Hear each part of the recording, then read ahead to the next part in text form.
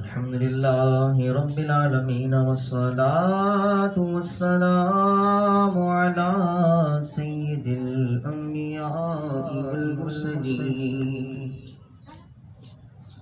أما بعد فأعوذ بالله من الشيطان الرجيم بسم الله الرحمن الرحيم قال الله تبارك وتعالى في القرآن المجيد ذلك الكتاب لا ريب فيه آمنت بالله صدق الله العظيم إن الله وملائكته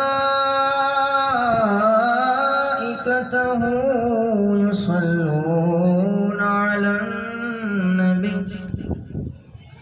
يا أيها الذين آمنوا صلوا عليه وسلموا تسليما بڑھیا الصلاة والسلام عليك يا رسول الله الصلاة والسلام عليك يا حبيب الله الصلاة والسلام عليك يا نبي الله وعلى آلك وأصحابك يا رسول الله. محترم پیارے بھائی، الحمدللہ اللہ رب العزت کے فضل و کرم سے، رب کریم کی عطا کردہ توفیق سے آج کی اس مبارک محفل میں حاضر اللہ کریم ہم سب کی حاضری کو اپنی بارگاہ میں قبول و منظور فرمائے. جیسا کہ آپ احباب جانتے ہیں کہ یہ محفل پاک ہمارے جناب محمد شاہد صاحب کے صاحبزادگان جناب حافظ حمزہ جناب حافظ عبداللہ کے حفظ قرآن پاک مکمل ہونے کی خوشی میں اس مبارک محفل کو سجایا گیا ہے. اللہ رب العزت کی بارگاہ میں دعا ہے کہ اللہ تبارک و تعالی ان کا حفظ قرآن کرنا اپنی بارگاہ میں قبول و منظور فرمائے. اللہ پاک نے حفظ قرآن کی سعادت بخشی. اللہ تعالیٰ کی بارگاہ میں یہ بھی دعا ہے کہ اللہ تبارک و تعالی حفظ قرآن پر عمل کرنے کی بھی توفیق عطا فرمائے. یقیناً اللہ تبارک و تعالی کی یہ وہ مبارک والی کتاب ہے کہ جس جیسی کوئی کتاب نہیں. اللہ تبارک و تعالی نے حفاظت کا ذمہ نہ لیا، بلکہ قرآن عظیم وہ واحد کتاب ہے کہ اللہ تبارک و تعالی نے قرآن کی حقانیت کو بھی بیان فرمایا اور قرآن پاک کی حفاظت کو بھی بیان فرمایا. قرآن پاک کی حفاظت کے متعلق رب تعالی نے قرآن پاک میں بیان فرمایا ذالک الکتاب لا ریب فیہ، کہ یہ کوئی عام کتاب نہیں ہے کہ جس میں شک کیا جائے، جس کے حق ہونے میں شک کیا جائے. دیگر جو کتابیں دنیا میں پائی جاتی ہیں ان کے جھوٹا اور سچا ہونے کے بارے میں کوئی اتنا با اعتماد شخص، کوئی اتنی با اعتماد ہستی ہو، ایسا ممکن نہیں ہے۔ لیکن قرآن عظیم وہ عظمت و شان والی کتاب ہے کہ جب اس قرآن عظیم کی بات آئی، جب قرآن پاک پر لوگوں نے شک کیا کہ جب آقا دو جہاں صلی اللہ تعالی علیہ وسلم نے اس عظمت و شان والی کتاب قرآن کو رب کا کلام فرمایا، تو قرآن سن کر لوگ کہنے لگے کہ جناب یہ کوئی رب تعالیٰ کا قرآن نہیں ہے، یہ تمہارا اپنا گڑا ہوا قرآن ہے، یہ تمہاری اپنی گڑی ہوئی کتاب ہے۔ رب تبارک و تعالیٰ نے ان تمام لوگوں کے منہ کو بند کرتے ہوئے فرمایا کہ یہ عظمت و شان والی وہ کتاب ہے کہ اس کی گواہی خود اس کا نازل کرنے والا دیتا ہے، اور رب تعالیٰ نے فرمایا ذالک الکتاب لا ریب فیہ، کہ یہ وہ عظمت و شان والی کتاب ہے کہ اس کتاب میں کوئی شک کی گنجائش نہیں۔ اور پھر جن لوگوں نے شک کیا، سبحان اللہ، جن لوگوں نے شک کیا وہ اس دور میں تھے کہ وہ عرب دور تھا، اور عربی جاننے والے ایک سے ایک ماہر اس وقت موجود تھے، سبحان اللہ، بڑی فصاحت و بلاغت کے ساتھ عربی بولنے والے تھے، اور اپنے دور کے مانے ہوئے عربی شاعر تھے۔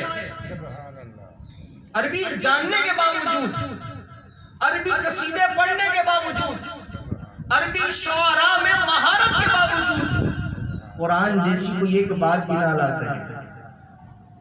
رب تبارک و تعالیٰ نے ان لوگوں کو چیلنج کیا، رب تبارک و تعالیٰ نے جو پہلا چیلنج فرمایا وہ فرمایا قُلْ فَأْتُوا بِعَشْرِ سُوَرٍ مِثْلِهِ، کہ تم جو قرآن پاک پر شک کر رہے ہو اس جیسی 10 صورتیں لے کر آ جاؤ،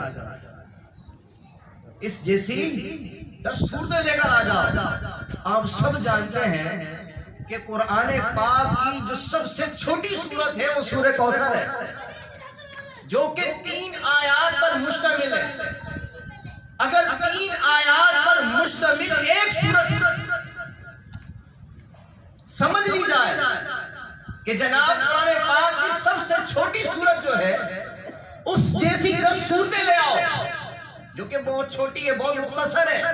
تم تو عربی جاننے والے ہو، بڑے بڑے عربی قصیدے پڑھنے والے ہو، بڑے بڑے عربی قصیدے لکھنے والے ہو، اور تمہارے قصیدوں کی، تمہاری شاعری کی، تمہاری عربی مہارت کی تو شان یہ ہے کہ تم میں سے جس کا کلام سب سے زیادہ مہارت والا ہوتا ہے اس کے کلام کی مقبولیت کا عالم یہ ہے کہ اسے خانہ کعبہ کی دیوار میں لٹکایا جاتا ہے۔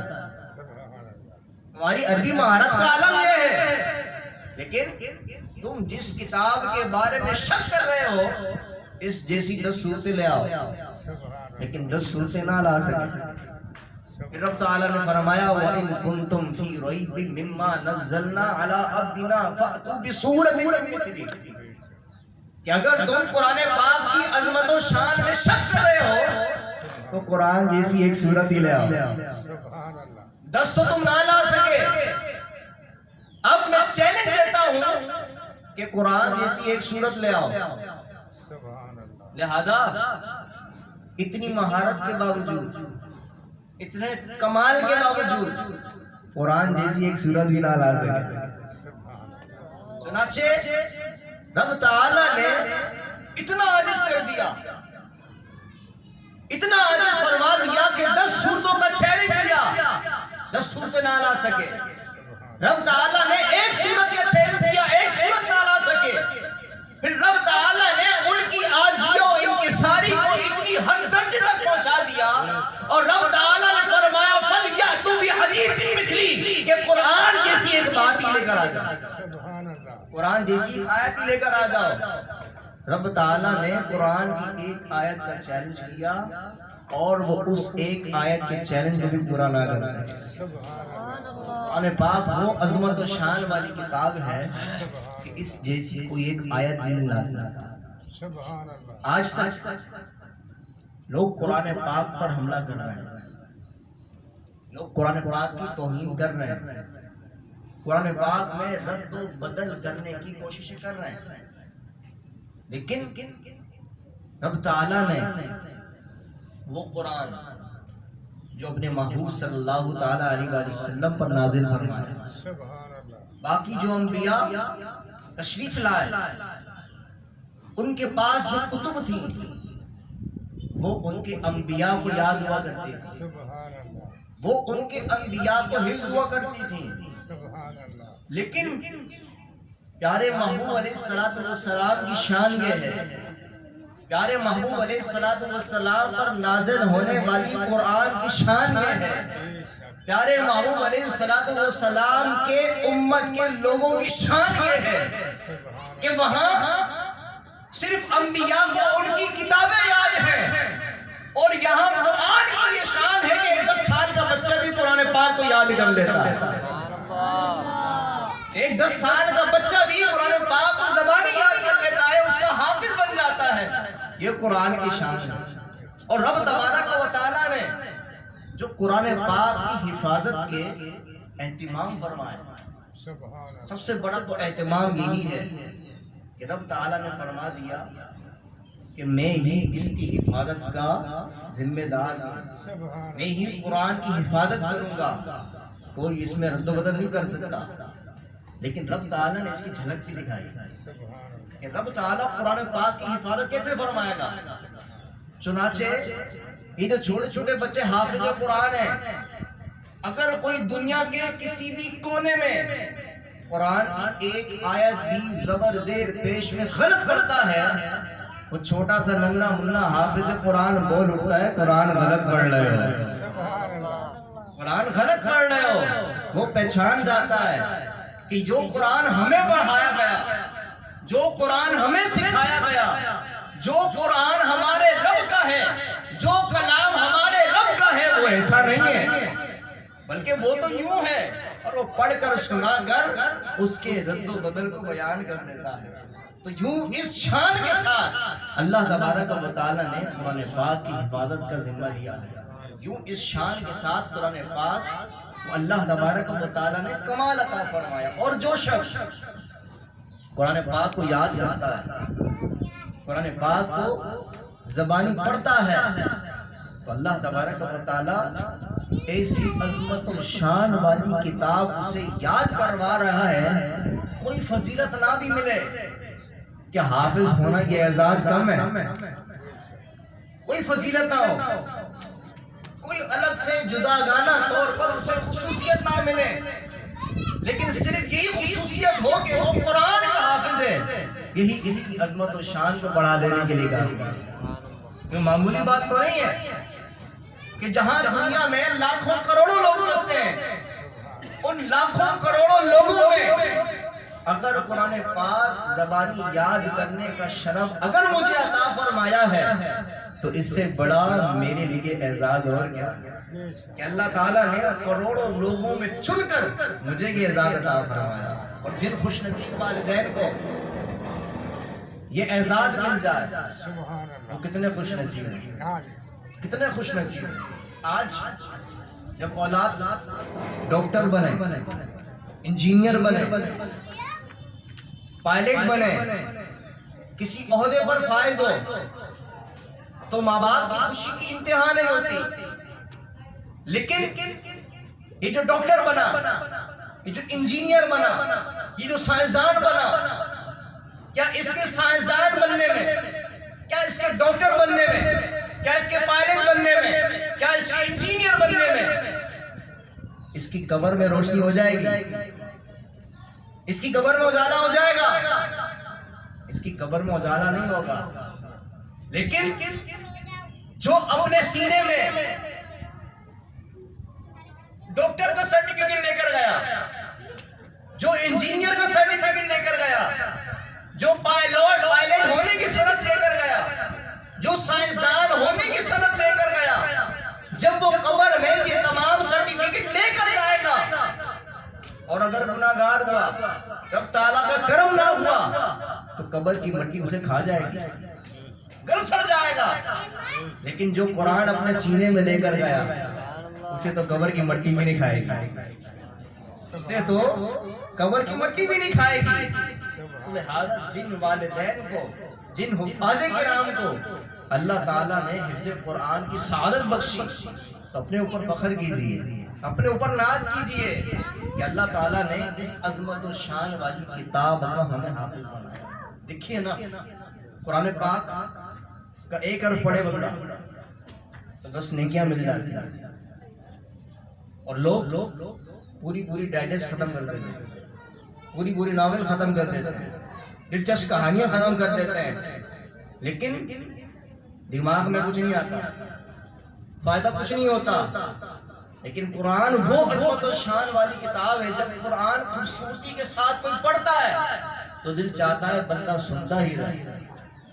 اور ہم نے نمازوں میں سورہ فاتحہ 12 مرتبہ سنی۔ اگر روزانہ نماز پڑھنے کی عادت ہے تو 5 ٹائم امام صاحب سے سورہ فاتحہ سن رہے ہیں، اپنی نماز پڑھ رہے ہیں، سورہ فاتحہ پڑھ رہے ہیں، لیکن کبھی دل میں خیال آیا یار سورہ فاتحہ پڑھ کے تھک گیا۔ اگر کسی کو سورہ اخلاص ہی آتی ہے اور وہ سورہ اخلاص ہی نماز میں پڑھتا ہے، اس کے دل میں کبھی خیال آیا کیا یار روزانہ سورہ فاتحہ امام صاحب پڑھتے رہتے ہیں، کیا میں سورہ فاتحہ ہی پڑھتا رہتا ہوں، کبھی بوریت نہیں ہوئی؟ یہی قرآن کی شان ہے کہ قرآن جتنی مرتبہ بھی پڑھا جاتا ہے، قرآن جتنی مرتبہ بھی سنا جاتا ہے، ہر بار دل یہی چاہتا ہے کہ اپنے رب کا کلام زندہ ہی چلا جائے۔ تو اللہ تعالیٰ نے ہمیں وہ عظمت و شان والی کتاب بخشی ہے، اور قرآن پاک جو خوش نصیب یاد کر لے، اور اس کے ساتھ ایک شرط بھی ہے، پیارے محبوب علیہ السلام نے ارشاد فرمایا کہ جو شخص قرآن پاک کو زبانی یاد کر لے، اس کے حلال کو حلال اور حرام کو حرام جانے، صرف حافظ کا لیبل لگا ضروری نہیں ہے، صرف دنیا میں حافظ مشہور ہو جانا کافی نہیں ہے۔ جناب اہتمام کے ساتھ آمین ہو گئے، جناب یہ حافظ قرآن بن گئے، اب دنیا میں مشہور ہو گیا، خاندان میں مشہور ہو گیا، جناب حافظ قرآن ہے، لیکن حافظ قرآن کی نماز کہاں ہے؟ حافظ قرآن کے ماں باپ کا ادب کہاں ہے؟ حافظ قرآن کی رب تبارک و تعالیٰ کی اطاعت گزاری کہاں ہے؟ حافظ قرآن کے سجدے کہاں ہیں؟ اگر رب تعالیٰ نے مال سے نوازا تو حافظ قرآن کے مال کی زکوٰۃ کہاں ہے؟ تو صرف حافظ بن جانا کافی نہیں ہے۔ قرآن نے کہا کہ قرآن تو یاد کر لیا، اب قرآن پر عمل بھی کرنا ہوگا۔ یہ قرآن نہیں سکھایا کہ وہ حافظ جو قرآن پڑھ کے لوگوں کو سنا رہا ہے وَبِالْوَالِدَيْنِ إِحْسَانًا، وَبِالْوَالِدَيْنِ إِحْسَانًا، بار بار پڑھ کے سنا رہا ہے کہ والدین کے ساتھ حسن سلوک کیا جائے، لیکن جب حافظ قرآن کے ماں باپ سامنے آتے ہیں تو یہ حافظ قرآن اس قرآن کی آیت کیوں بھول جاتا ہے؟ قرآن پاک کی اس آیت کا مفہوم کیوں نہیں سمجھ میں آ رہا ہوتا کہ جو آیت میں پڑھ کے سنا رہا ہوں اس پر مجھے بھی تو عمل کرنے کی ضرورت ہے۔ لہذا حدیث رسول صلی اللہ علیہ وسلم میں بیان ہوا کہ قرآن حفظ کرنے کے بعد قرآن کے حلال کو حلال جانے، قرآن کے حرام کو حرام جانے، تو اللہ تعالیٰ اس کی تو بخشش فرمائے گا ہی، اللہ تعالیٰ اس باعمل حافظ قرآن کو یہ انعام عطا فرمائے گا کہ اس کے گھر کے 10 ایسے افراد کہ جن پر ان کے گناہوں کی وجہ سے جہنم واجب ہو چکی ہے، یہ حافظ قرآن رب تعالیٰ کی بارگاہ میں سفارش کرے گا کہ مولا میرے والد کو جنت دے دے، میری والدہ کو جنت دے دے، میرے چچا کو جنت دے دے، میرے بھائی کو جنت دے دے، اس کی شفاعت رب تعالیٰ قبول فرمائے گا، اور جس کے بارے میں حافظ قرآن شفاعت کرے گا اللہ تعالیٰ ان تمام لوگوں کو جنت میں داخل فرما دے گا۔ اللہ تعالیٰ ان تمام لوگوں کو جنت میں داخل فرما دے گا، اور اللہ تعالیٰ خصوصیت کے ساتھ والدین کو یہ مقام عطا فرمائے گا کہ قیامت کے دن لوگوں کی اپنی پہچان کوئی نہیں ہوگی. کون چودھری صاحب، کون چودھری صاحب، کون حاجی صاحب، کون ملک صاحب، کوئی پہچان نہیں ہوگی. لیکن حافظ قرآن کے والدین کی پہچان ہوگی. حافظ قرآن کے والدین کی پہچان ہوگی. اور وہ پہچان یہ ہوگی، پیارے محبوب علیہ السلام نے ارشاد فرمایا کہ جو اپنی اولاد کو قرآن سکھائے، قیامت کے دن ان کے والدین کے سر پر ایسا تاج ہوگا کہ جس تاج کو دیکھ کر لوگ پہچان لیں گے کہ یہ اپنی اولاد کو قرآن کی تعلیم دینے والا ہے، یہ اپنی اولاد کو قرآن کی تعلیم دینے والا ہے. اور اللہ تعالیٰ حافظ قرآن کے والدین کو چودھری کے چاند کی طرح اٹھائے گا. قیامت کا دن تو وہ ہوگا کہ ہر ایک کو اپنی فکر ہوگی کہ میرا کیا ہوگا. لیکن حافظ قرآن کے جو والدین ہوں گے، اللہ تبارک و تعالیٰ انہیں اس دن بھی تنہا نہیں چھوڑے گا. انہیں پوری دنیا کے سامنے حضرت آدم علیہ السلام سے لے کر قیامت تک کتنے لوگ آئیں گے ہم گنتی نہیں جانتے. اگر ذرا تصور کریں، یہاں پر 10,000 لوگ بھی موجود ہوں اور 10,000 لوگوں میں ہی آپ کا نام لے کر آپ کو اسٹیج پر بلایا جائے، آپ کو انعام دیا جائے، تو آپ کی خوشی کا عالم کیا ہوگا؟ آپ کی خوشی کا عالم کیا ہوگا بیان نہیں کیا جا سکتا.